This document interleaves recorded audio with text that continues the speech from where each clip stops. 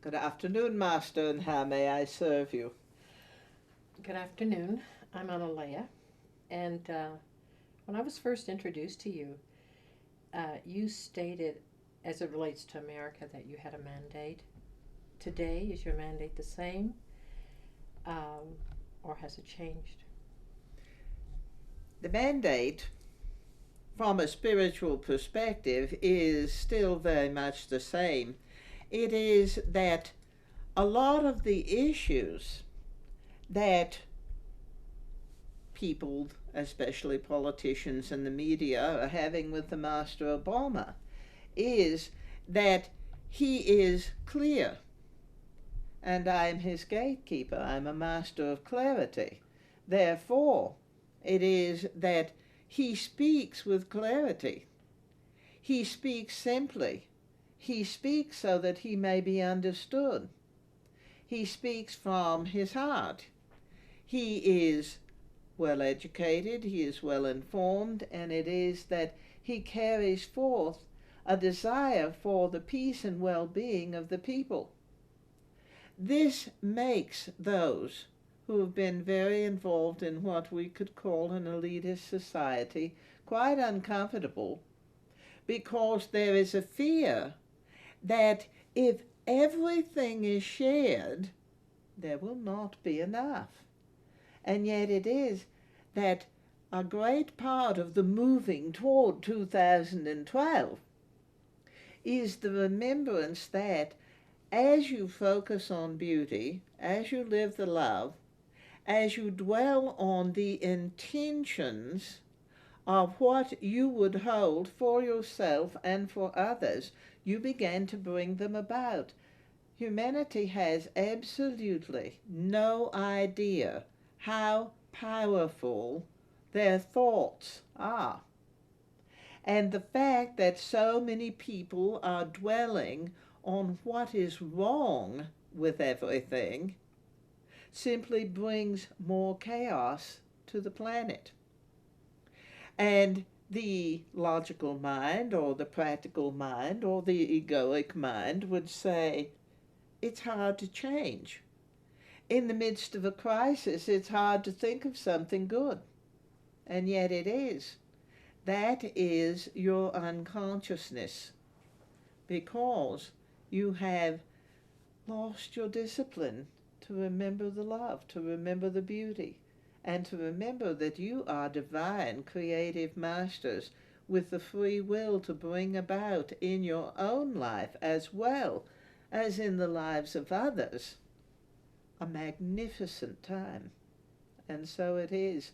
The mandate, the desire for the highest good of the people, not for the highest good of most of the people, and those that just are determined to muck along will just have to do it.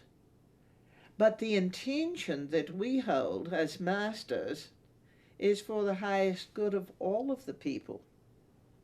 And then free will sets in. And there are those who are so terrified of living a God life that they will refuse the good. They will be suspicious, they will fall into paranoia, they will walk in doubt, and they will absolutely deny what is held out to them. In the tarot deck, there is a card where God is handing a goblet out of the clouds to humanity. The cup of knowledge, the cup of goodness, the cup of fulfillment. It's ever present.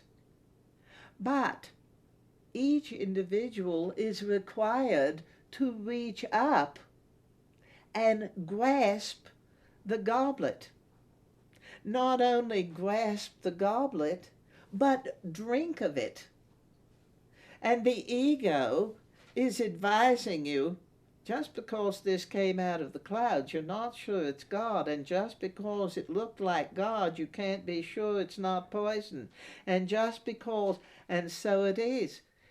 It requires great presence, clarity, discipline to allow yourselves to move forward in these times with all of the amazing changes that are being presented.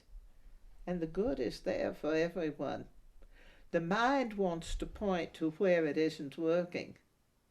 It isn't working because the mind keeps pointing to it.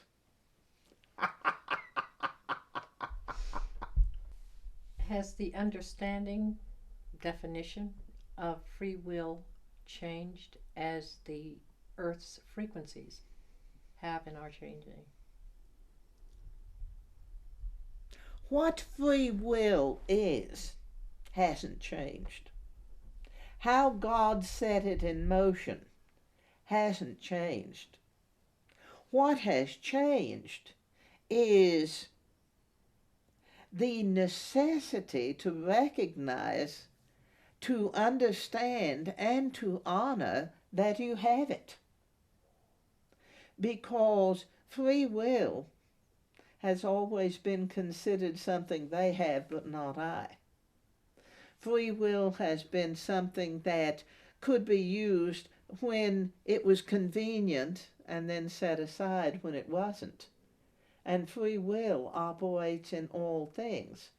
There is free will to make your life miserable. There is free will to fight a war. There is free will to heal, and there is free will to be ill. There is free will to have miserable relationships. There is free will to dislike yourself. And there is free will to have all the glorious, magnificent, wonderful, loving power that belongs to you as a divine creative master. It's the understanding of free will, the comprehension of the magnitude of what that means. It got lost in the mind grid, but the mind grid has been removed.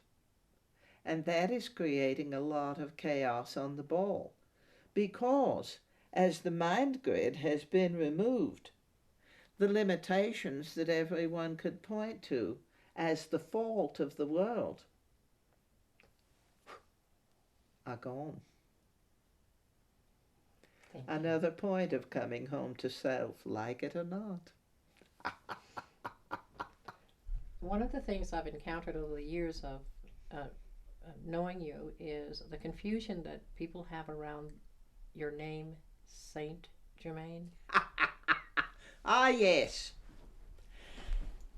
It is that my name, Saint Germain, is a name such as Saint John or Saint Clair. It is a French base, and it is that it has nothing to do with the fact that I was sainted. There is a Saint Germain, but it is a feminine nature, and it is that I made my ascension as Saint Francis, and yes, he was sainted. He was a canonized saint in the Catholic Church.